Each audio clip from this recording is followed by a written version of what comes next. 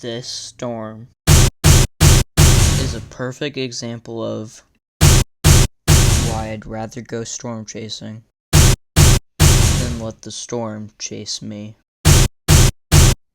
Let me start with a little background. The date is June 18th, 2025, and the SPC has issued an enhanced risk for my area. Of course, my dad is out of town on a business trip to Paris, so I was forced to watch the storms collapse around me through my backyard window. Alright guys, I just got home from work. Guess what I do in the comments. But this is our situation right now. The radar is looking pretty good. There's a dominant cell to our south that is going to be tracking northeast, and that is the concerning part of the storm. But 60 mile per hour winds is also pretty bad too. So yeah, I'll give you another update in a couple of minutes, or when it starts actually storming.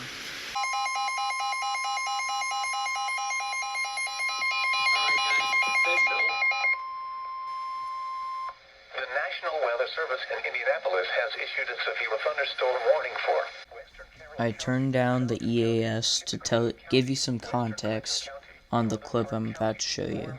My dog, Rosie, is very scared of thunder and lightning. When she sees or hears it, she goes ballistic and wants everybody to comfort her. But in this case, she was too scared to go inside. That is so unusual with my dog, and I knew something wasn't right. The problem was that I just didn't know where. I knew there was a potential tornado on the ground, like at this point 40 miles to my south, but I didn't think she could detect that. So I was very confused on what was about to happen. My dog is looking very worried right now, and I mean, that's kind of worrying me a little bit, but I do not like that there's a tornado warning and my dog won't go inside. Rosie. But we'll see what happens. This storm is getting very close. I can hear the thunder already, and it's about 15 miles out. It's moving very, very fast, so it'll be on top of me in no time. Unknown to me at the time, something in the atmosphere was going to give this bow segment a chance to produce the only 2 tornadoes of that day in my area. Shortly after I recorded the last update, a storm formed almost right on top of us, and it was rapidly sucking all the energy out of my area. So I knew this storm was important, but I didn't know why it was important. Alright guys, we have a tornado warning now. The rotation is right above, right north of us, so. The National Weather Service in Indianapolis has issued a tornado warning for Carroll County, Tippecanoe County, until 3. Alright guys, this is what we're looking at. This is the storm that is tornado warned. It is well north of us, but we're still in this tornado warning, so we gotta take cover and do what we're supposed to do just in case this has a deviant track.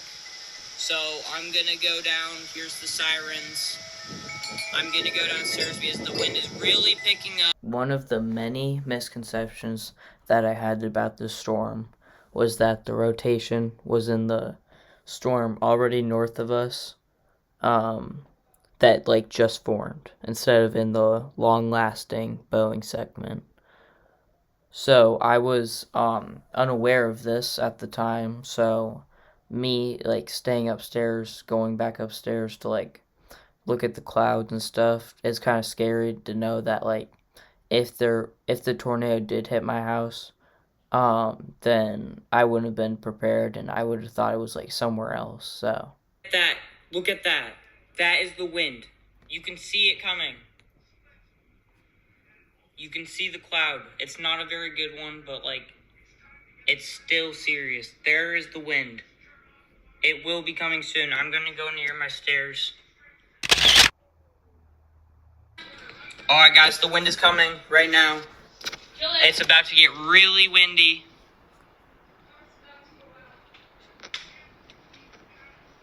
There's a clear look at this.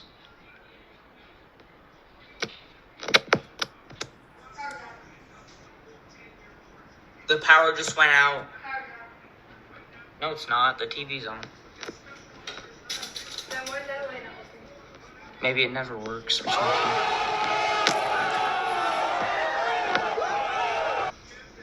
Alright, guys, wind's picking up.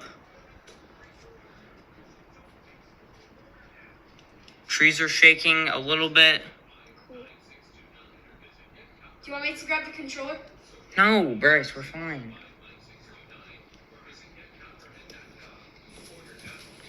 Look at that wind.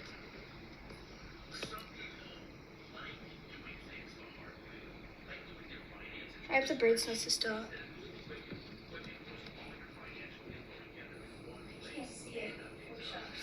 And that was it from the storms. I promise I was not clickbaiting you. This was my scariest storm experience. It only becomes my scariest when you dive into what was happening in the atmosphere that I couldn't see at the moment. But let me explain what I'm talking about. Fair warning real quick. This is like the most meteorology I've ever put into like a storm to like figure out what the cause of like a tornado was. So just be advised. So the absolute first thing I noticed about these storms is that all of these out in front storms, all fire, like on the I-65 corridor, and there's even a storm right here that kind of follows this line.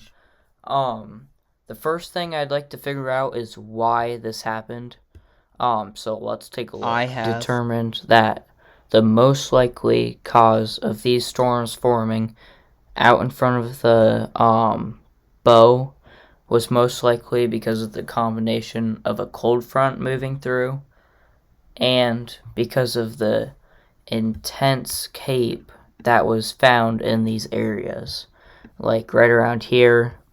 And then I think I'm just guessing that this one's like an outlier, or there may be cape over here as well. Okay, now I'm going to explain why a storm forming in front of another storm can help the storm in the back produce. So every storm produces a wind. Some are straight line, and some can help other storms in its area strengthen. In this case, with our storm, the storm in front has a very distinct path where the wind went out of that storm and into this one. You can see it with the sharp curve right here. There's no bumps unlike this one where there's like a bump. But that's how storms strengthen. This is how the storm is getting its rotation this way, and then it has its own little wind that will feed into that, and that's how a tornado forms. But why didn't the other ones form a tornado then? That's a good question, and I will answer that. Okay, so the reason that these storms did not produce a tornado is because these storms right here did not have enough space between them and the bow, so they quickly got absorbed, and they did not have room for that wind to move into the other storm to create rotation.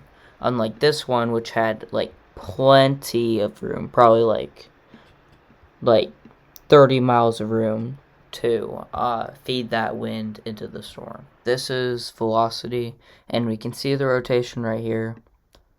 It's right there. And then we can also see the inflow winds going into that rotation. And so this produced a small EF0 tornado. It wasn't that big, but it's just a reference. And then a little while back, it stopped, and then it reproduced, like, right around this area. Another EF1, still with that inflow winds, like right here. And I have determined that these winds, these inflow winds, were what hit and made everything like so windy when the tornado sirens first went off, because the tornado warning wasn't issued until the rotation was apparent right here and when there was likely a tornado on the ground. So that's why. And then in the northern storms, you can see that there was that inflow wind that was trying to help, but it just, like, there wasn't enough distance, as I said before. Like, there's barely any right here. So that's why. But why was there no tornado from, like, here to here, you may ask? That is because the wind flow got contaminated both here and here. It made the wind path more narrow than it was when it produced a tornado. And then eventually the storm just merged and the tornado risk was completely over. I still haven't completely answered why this was my scariest storm, so this is my answer. This storm brought me the perspective that truly anything can happen with, like, any storm. So I realized that so many factors go into whether a tornado can produce tornadoes, and, like, what intensity of a tornado it is completely determined by things that you will only see after intense analysis of a storm. So for that reason, I am completely changing the way that I look at storms, because, like, I mean, I know it's a Midwest thing where, like, you go outside and you meet your neighbors in the driveways and have, like, a barbecue.